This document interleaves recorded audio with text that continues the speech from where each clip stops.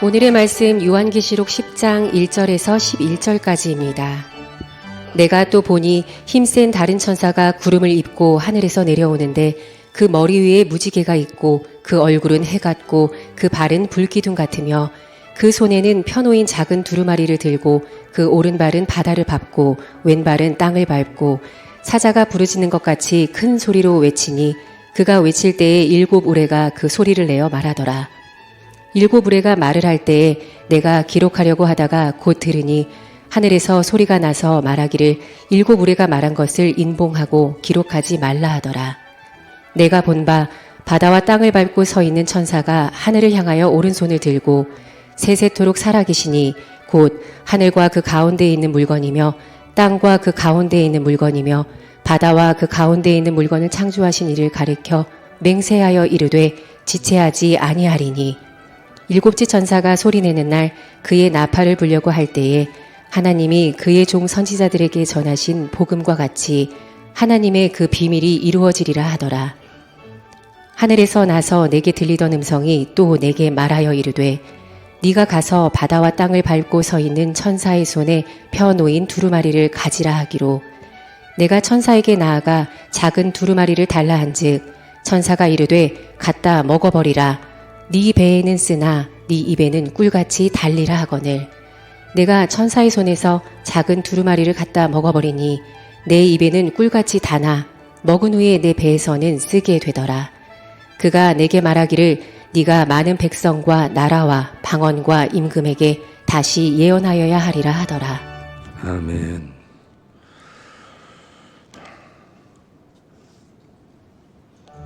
건강에 유의해야 할 계절인 것 같습니다. 밤에 에어컨을 켜고 있었더니만 감기가 심하게 며칠 전부터 들어서 어젯밤에는 39도까지 올라갔더라고요. 근데 아침에 아주 컨디션이 많이 좋아졌습니다.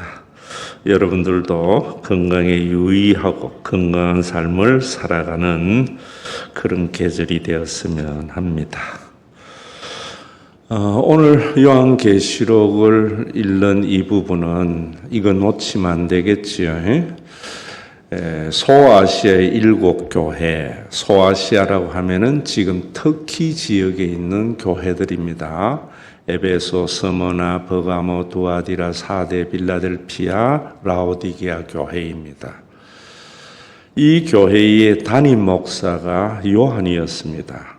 그런데 요한이 밤모섬에 유배를 갔습니다. 그래서 예배를 드릴 때에 설교할 사람이 없었습니다. 그래서 교인들의 가치관이 흔들렸고 배교가 일어났으며 교회의 세속화가 가중되어졌습니다. 그 소식을 들은 요한이 이 요한계시록을 써서 편지로 보냈습니다. 그래서 이걸 7 교회가 돌아가면서 설교 시간에 읽었습니다. 그래서 이 요한계시록을 해람 문서다 이럽니다. 지금 우리가 읽을 때에는 무슨 말인지도 모르겠고 또 잘못하면은 굉장히 무슨 생각이 들지요. 거기 보면은 힘센 다른 천사가 구름을 입었다. 그리고 하늘에서 내려오는데 그 머리 위에는 무지개가 있다. 그 얼굴은 해 같고 발은 불기둥 같다. 손에는 작은 두루마리가 있으며 오른발은 바다를 밟고 왼발은 땅을 밟고 사자가 부르짖는 것 같은 큰 소리로 외칠 때 7 우레가 그 소리를 내어 말하더라. 도무지 상상이 되지 않고 상상하면은 이런 일이 있을까 이럴 때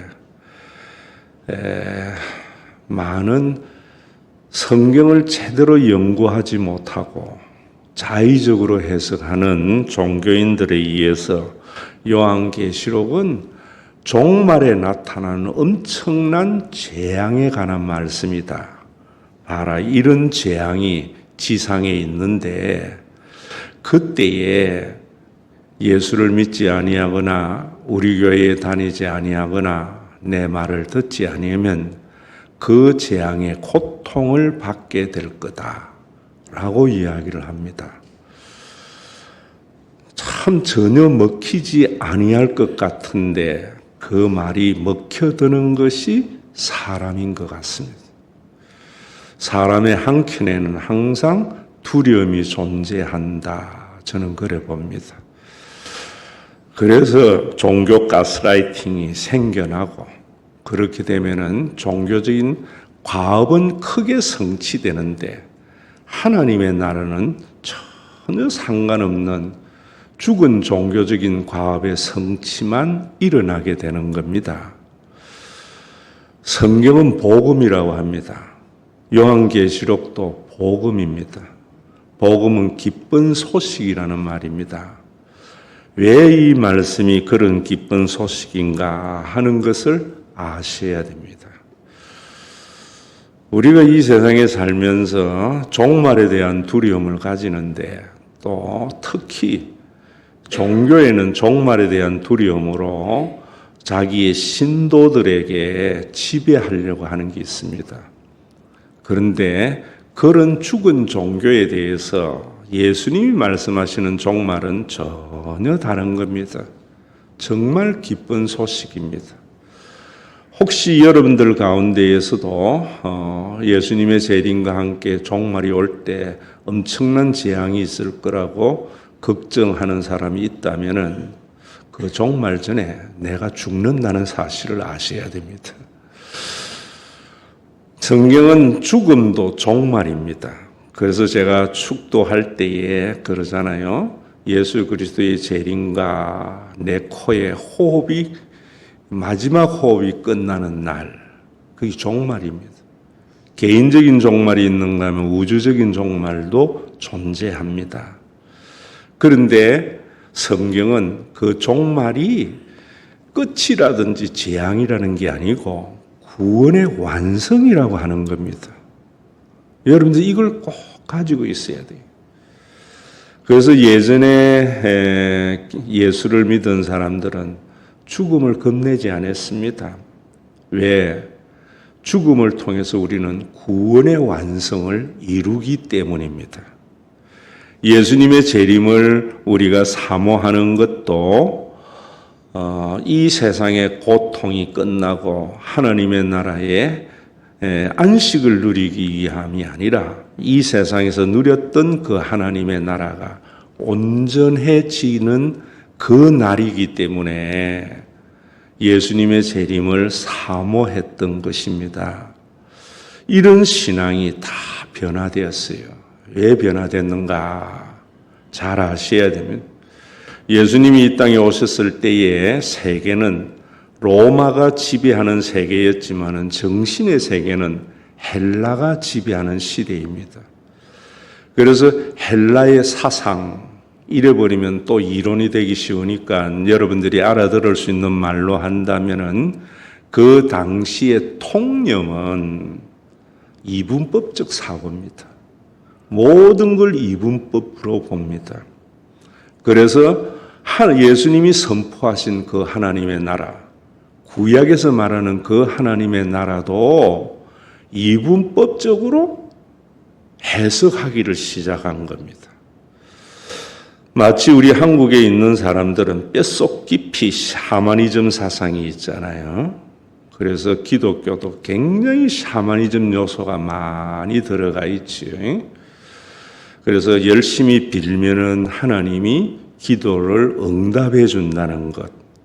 천지신명에게 정한수 떠놓고 비는 것과 같은 그런 신심이 한국 사람들에게 있습니다.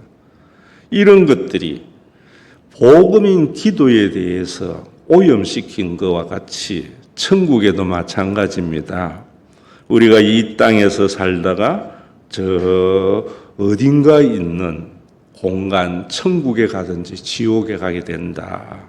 이것은 헬라 사상이 성경의 복음을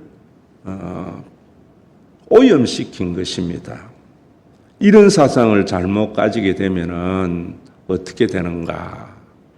두려움을 가지게 됩니다.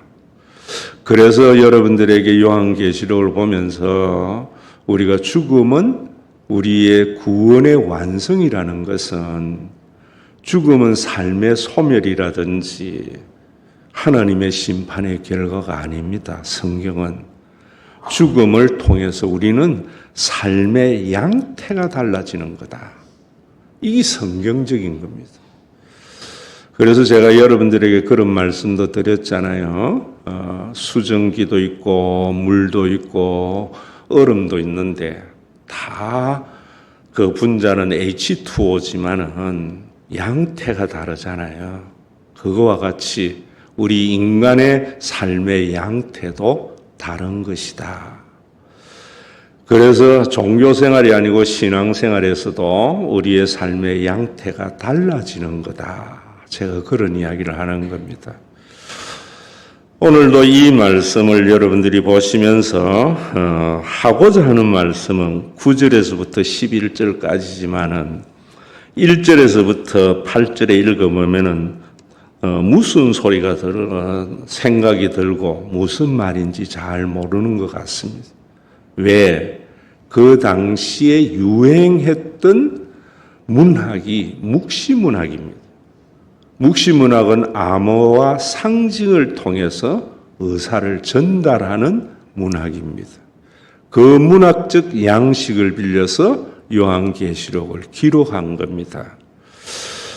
제가 초등학교 다닐 때 4학년부터 아마 한자를 배웠던 것 같아요.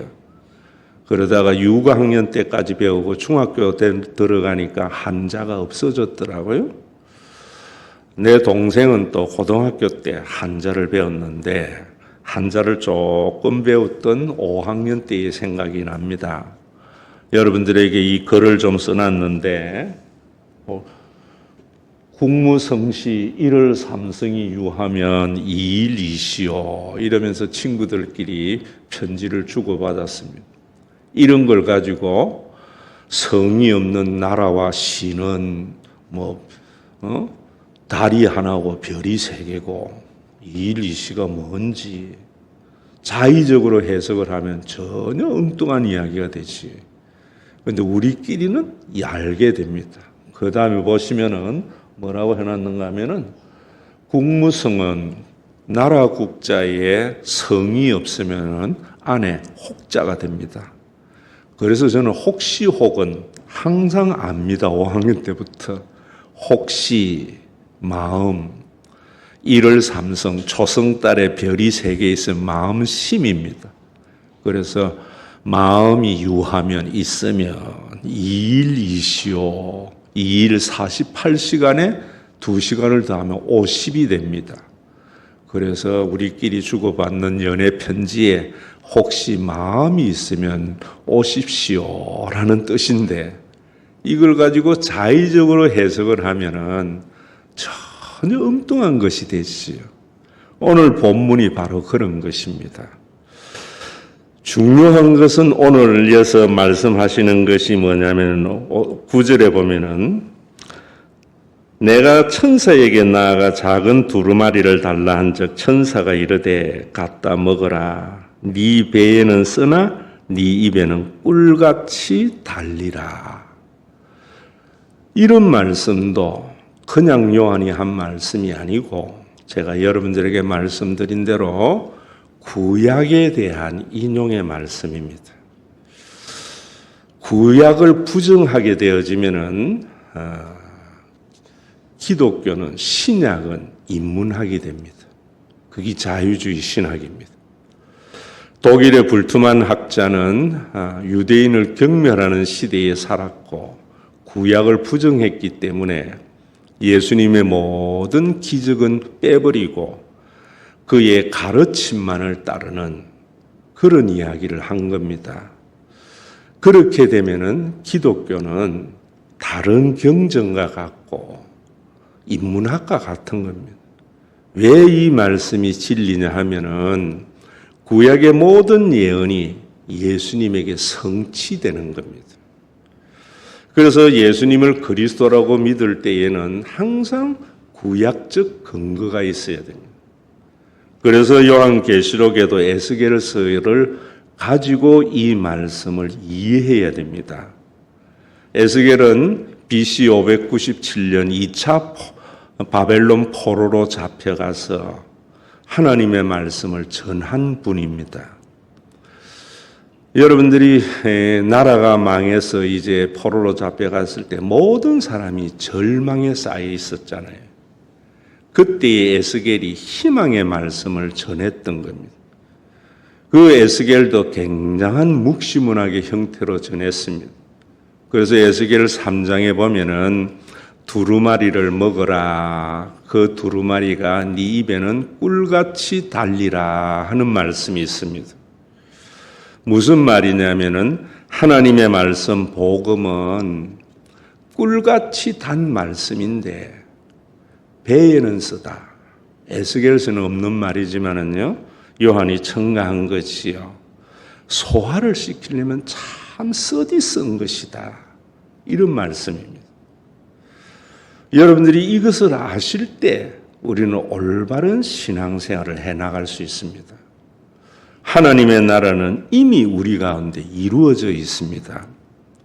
이미 이루어진 하나님의 나라를 받아들이지 아니하고 아직 이루어지지 않는 하나님의 나라를만 소망을 하게 되면은 종교 가스라이팅 당하기가 쉽습니다. 이 말을 여러분들에게 알아들을 수 있는 말로 한다면은 당신 왜 그렇게 예수 믿어? 그래서 하나님이 복 주시겠어. 전부 미완료형이지요. 기도 그렇게 하니까 응답이 없는 거야. 성경은 뭐라고 하는가? 성경에서 제가 읽은 하나님은 그런 나를 그 누구하고도 바꾸지 않는 나의 창조주 아버지 하나님입니다. 그래서 복음입니다. 그 하나님을 알게 될 때에 내가 변화되는 겁니다. 제가 그런 이야기 책에도 써놨지요. 양자역학에. 아이들 취직질 해보세요. 취직당하는 것으로 자기의 잘못을 다 상쇄해버립니다. 아이들을 이해하고 받아주는 그 아버지의 마음을 알 때 변화되는 겁니다. 그런데 무엇이 쉬운가? 지적하고 징계하는 것이 쉽거든요. 당장 눈앞에 변화가 보이거든요. 그런데 성경은 뭐라고 이야기하는가? 우리 하나님은 정말 인간 같은 나를, 같지 않는 나를 하나님의 자녀 삼아 주시고 그 누구하고도 비견할 수 없는 존재로 받아주시는 그 하나님. 여러분, 이 하나님이 성경에 있는 하나님입니다. 여러분들이 기도에 대해서도 마찬가지입니다. 지사님 그래 기도해가지고 하나님이 들으시게 했어. 잘못하면 가스라이팅 당합니다. 그런 죽은 종교 유대교에 대해서 예수님은 이렇게 말씀합니다. 너희가 구하는 바를 이미 받은 줄로 여겨라. 완료형을 말합니다. 오늘도 여러분들이 교회에 와서 신앙생활할 때에 예수님이 이루신 그 구원은 하나님의 나라는 이미 우리 가운데 임하셨습니다. 그러나 아직 완성되지 아니한 것은 우리의 몸이 시공의 제한을 받는 존재이기 때문입니다. 우리는 죽음을 통해서 시공의 제한을 넘어서는 그 무엇으로 변화되는 겁니다. 과학이 발전하면서 양자역학에는 물질의 세계에서도 그런 것이 있음을 말해주고 있습니다. 우리가 영혼의 세계, 예수님의 재림과 함께 우리가 죽음 이후에 완전한 하나님의 나라를 인정하지 않거나 받아들이지 아니하면 세속화됩니다. 우리 한국교회의 가장 큰 문제, 세계교회의 가장 큰 문제는 이미 이루어진 하나님의 나라를 선포하지 아니하기 때문에 교인들에게 두려움을 가져다 주어서 종교적인 가업을 이루어가고 아직 하나님의 완성된 하나님의 나라에 대한 소망이 없기 때문에 세속화, 세상에 있는 사람들하고 비슷하게 되는 겁니다. 기독교의 이 복음이 상대적인 진리가 된다 이 말입니다. 로마 시대의 소아시아에 있는 7교회는 로마 시대의 통념이 지배하는 시대였습니다. 그래서 제국적 사관을 가지고 남을 침략해서 많은 전리품을 가지는 자가 유능한 자고 그런 자가 세우는 제국에 속하는 것을 복이라고 생각하는 그들.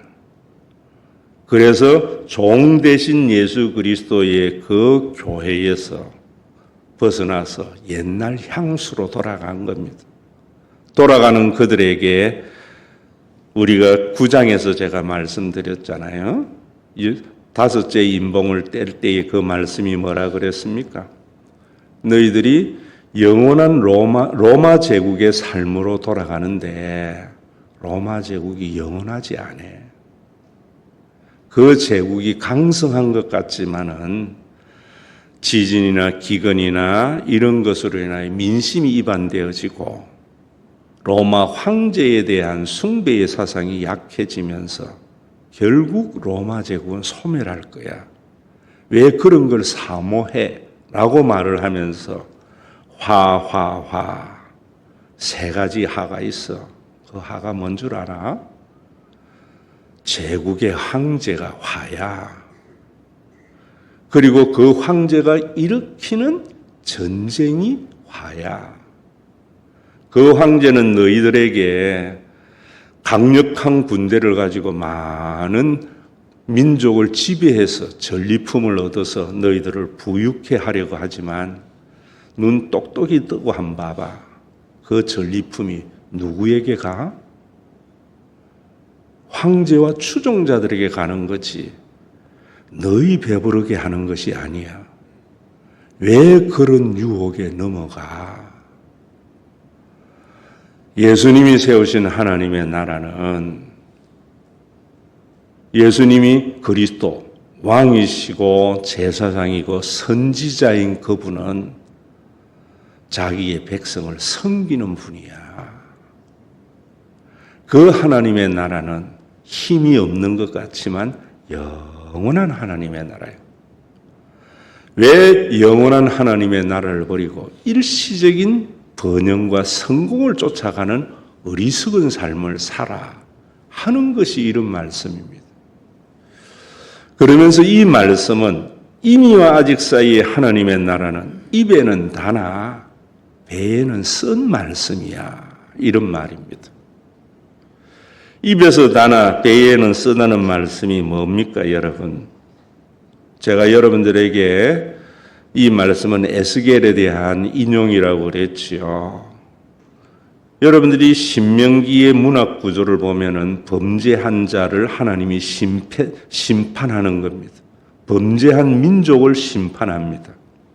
그러고 나면 이 민족이 해결을 하면은 구원한다는 구조인데 에스겔은 전혀 다른 복음을 전합니다.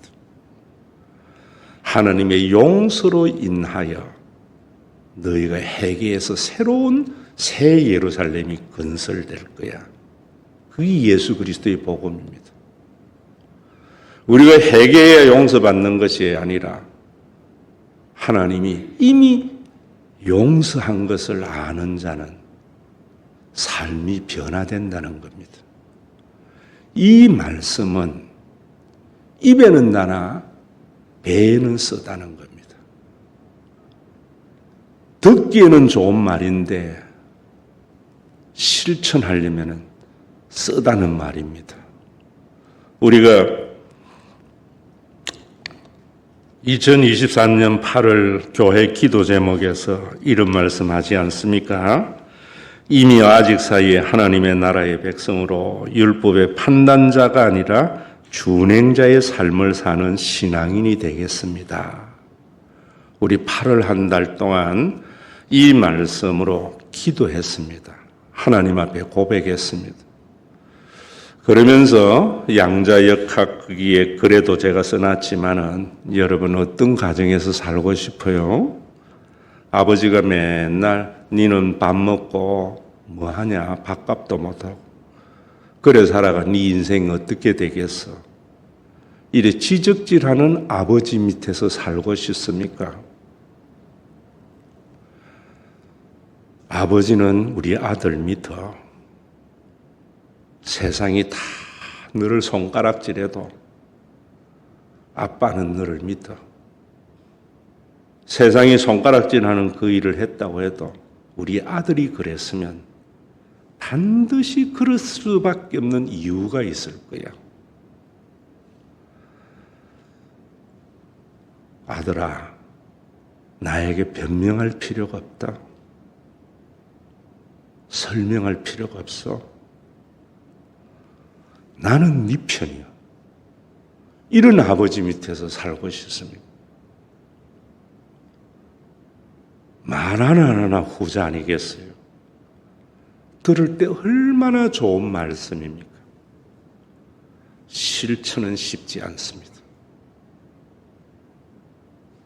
당장 눈앞에 지적질하고 체벌을 가하면은 애가 변화되는데요. 일시적인 변화입니다. 그런 진짜의 변화는 용서의 속에서 나타나는 거거든요. 거기는 기다림이 있어야 되는 거거든요. 우리 하나님은 그 기다림을 주시는 분이거든요. 이게 복음이라는 겁니다. 이런 복음이 다 과업의 성취, 눈에 보이는 결과물을 얻으려고 전부 공로신학, 보상신학으로 다 오염시켜 난 겁니다. 오늘도 말씀이 그런 말씀입니다. 그래서 이 앞에 9장에서 그런 말씀 하잖아요. 그런 말씀하고 그래도 회개하지 않더라라고 하면서 10장과 11장의 삽입장을 가지고 복음을 설명하면서 입에는 다나 배에는 쓰다 이런 말씀한 겁니다. 여러분 그 다음에 보면 이미와 아직 사이에 하나님의 나라의 백성으로 소유자가 아니라 관리자의 삶을 사는 신앙인이 되겠습니다. 설명 들으면 참 좋거든요. 맞는 말이거든요. 많은 것을 가져야 부유한 삶이 아니고 사람은 쓴 만큼만 내 돈이거든요. 얼마나 맞는 말이고 좋은 말입니까? 돈을 쓸 때 내 수고의 분복을 누릴 줄 아는 삶, 나눌 줄도 아는 삶. 그렇지. 인간은 그래 살아야 돼. 그래 살려고 하면은 씁니다. 그래서 변화가 일어나지 않는 겁니다. 내가 살아생전에 내가 번 건 내가 누리며 살다가 마지막 하나님 앞에 갈 때에는 내 인생의 대차 대조표가 차변과 대변이 제로가 되는 그런 삶이 좋아. 그래서 자녀에게 물려줄 때에도 유리분 정도는 교회에 기부해서 우리 교회 아이들 중에 부모가 못 살아도 하고 싶은 일을 할 수 있는 그런 교회 돼야 돼. 참 여러분들이 한상인데 쉽지 않거든요. 그래서 제가 예전에 여러분들에게 브론디 설교한 겁니다. 세계의 외줄 타기 명수가 나이아가라 폭포에 줄을 걸어놔 놓고 여러분 제가 이 외줄을 타고 이 폭포를 건널 수 있겠습니까? 사람들이 당신이라면 할 수 있다고 그랬어요. 그럴 때 브론디가 다시 물었습니다. 내가 한 사람 얻고라도 갈 수 있을 것 같습니까? 브론디인데 그거 못하겠어요. 가장 한호하는 자에게 네가 내 어깨에 엎혀라고 하니까 나는 아니다. 안 엎힌다. 그 믿음이 아닙니다, 여러분. 믿음은 감수하는 겁니다. 손해를 감수하고 리스크를 감수하는 겁니다. 그걸 감수하지 아니하고 결과물을 얻으려고 교회가 자꾸 제국화되어져 가는 교회에 엄청난 복음인 요한계시록을 주신 것이라는 겁니다. 오늘도 여러분들이 이 말씀을 보면서 우리가 제대로 알아야 됩니다. 예수님께서는 분명히 말씀하고 계십니다. 산상수훈에 의를 위하여 박해를 받는 자가 복이 있나니 천국이 저희 것입니다. 엄청난 파라독스지요. 인간의 이성으로는 이해할 수 없는 진리입니다. 저는 제 이성으로 이해되는 것은 진리라고 보지 않습니다. 나는 진리가 아니기 때문에 내 머리로는 이해가 되지 않는 믿음의 영역을 진리라고 봅니다.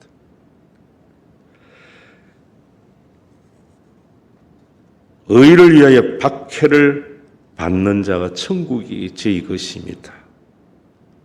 성공지상주의, 공로신학에 함몰된 사람에게 어떻게 이 말씀이 이해되겠습니까? 요한복음 16장 33절에 이렇게 말씀합니다.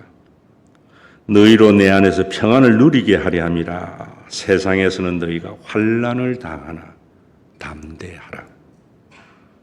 제자들에게 하는 말입니다. 저마다 제국적 가치관을 가지고 사는 사람들 속에 환난을 당하지만 담대하라. 요한계시록의 말씀도 동일한 말씀입니다. 베드로도 동일하게 말합니다. 사랑하는 자들아, 너희를 연단하려고 오는 불시험을 이상한 일 당하는 것 같이 이상히 여기지 말고 그리스도의 고난에 참여하는 것으로 즐거워하라.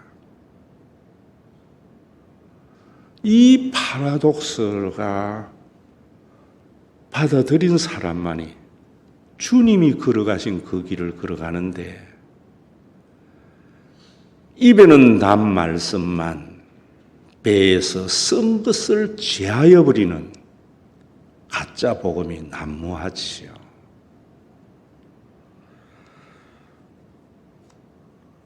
책임은 신학자와 목사에게 있습니다. 헬라 시대의 수많은 소피스트들이 자기의 지식팔이를 했잖아요. 아고라 광장에서 이상한 논리로 사람들에게 전파하면서 뭘 했습니까? 돈 받았습니다.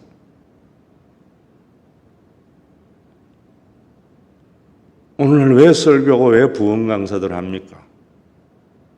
돈 받으려고 해요. 왜 예수 믿습니까? 하나님에게 돈 받으려고요. 참된 진리를 알았던 소크라테스는 돈을 받으려고 진리를 역설한 사람이 아닙니다.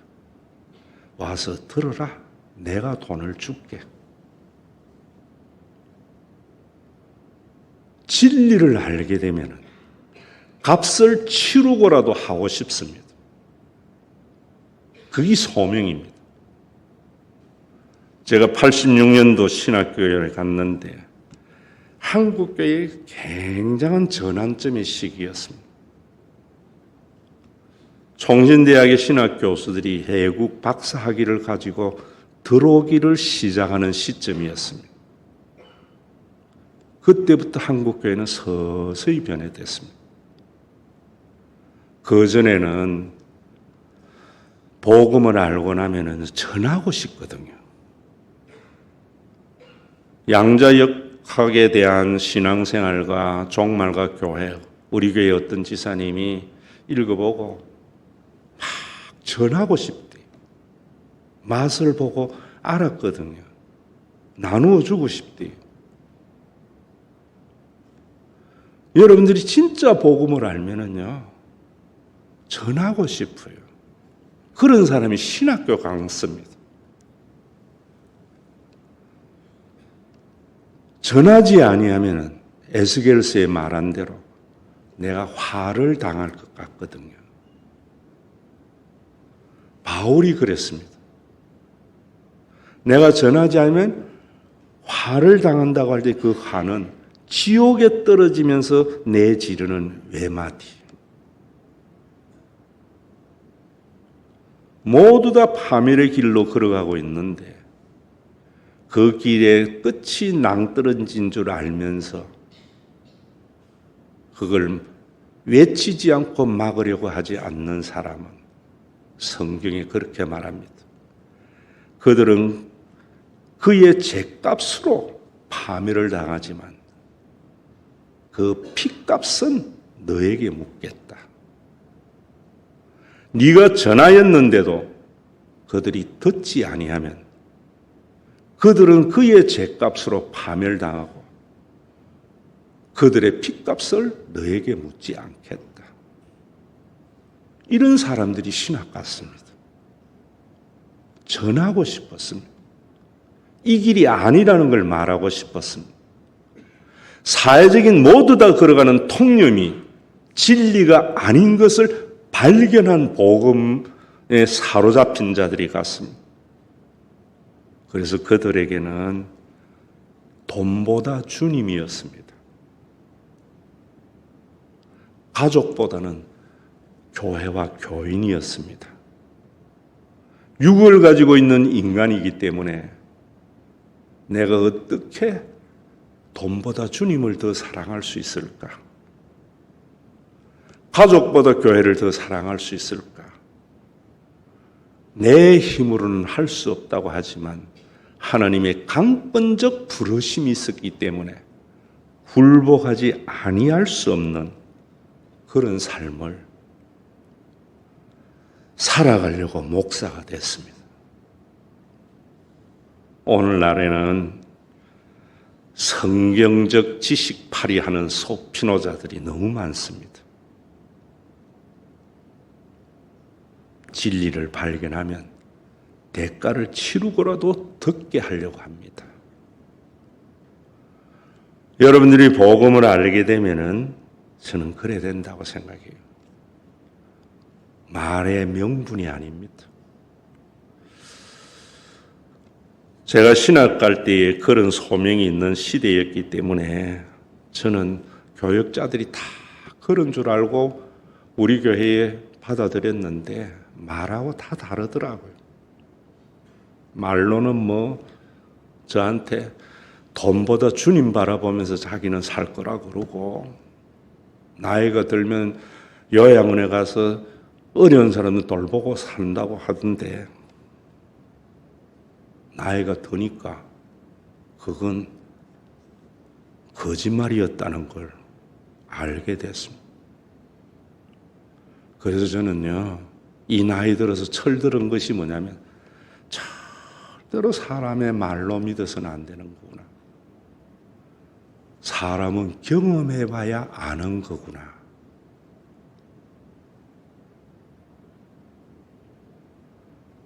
그 경험도 어떤 경험인가? 안 좋은 일까지 경험해봐야 비로소 그 사람의 본성이 나오는 거구나. 거듭나게 되면 본성이 변화됩니다. 오늘 이 말씀 보면서 정말 우리 한국교회를 위하여 기도할 때라고 생각합니다. 조그마한 지식을 가지고 대중을 현혹하면서 돈벌이 했던 헬라의 소피스트와 같은 그런 종교인들이 너무 많습니다. 그 중에 참된 진리를 알게 되면 내 연설을 들었는 사람에게 돈 준다. 그들과 반대의 삶을 산 소크라테스입니다. 상대적인 진리에 사로잡힌 자도 그런데 절대적인 진리에 사로잡혀서 그 삶을 잃어버린 소아시아에 있는 7교회에 헬라의 이분법은 장소의 이전이지만 하나님의 나라는 이미와 아직 사이에 있다. 이미 이루어진 하나님의 나라를 모르면은 종교 가스라이팅 당한다. 아직 완성되지 아니한 하나님의 나라의 소망이 없으면은 세속화된다. 우리 신과 회복 있는 교회 여러분, 우리는 영원한 하나님의 나라를 소망 중에 바라보면서 지금 조금 맛본 하나님의 나라가 온전해질 내 마지막 호흡에 끝나는 날과 주님의 재림의 날을 바라보면서 입에는 단 말씀만이 아니고 배에 쓴 말씀, 우리의 삶은 넓은 문이 아니라 좁은 문으로 들어가는 구원으로 인도하는 그 문은 참 좁다고 찬송합니다.